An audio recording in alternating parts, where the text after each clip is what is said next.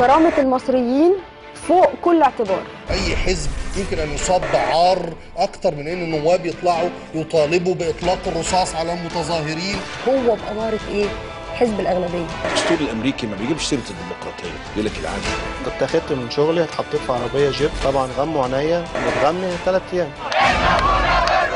جسمنا نحاس خلاص. فاتحين صدورنا ان احنا نضرب بالرصاص من اجل الحريه. الشعب المصري ده حطب ناشف قابل للاشتعال.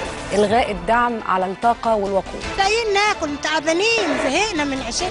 قولي في اي مكان في العالم الحريه اطلبها، ياخد اذن اطلبها. غريبة وعجيبة ومريبة وكئيبة. في حكومة الحزب ولا حزب الحكومة؟ احنا عندنا حزبين في مصر، حزب الأمن والإخوان المسلمين.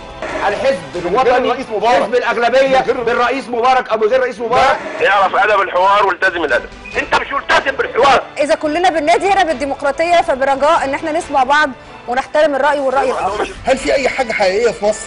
يمكن الحقيقة الوحيدة إن أنا بكلمكم دلوقتي في برنامج بلدنا.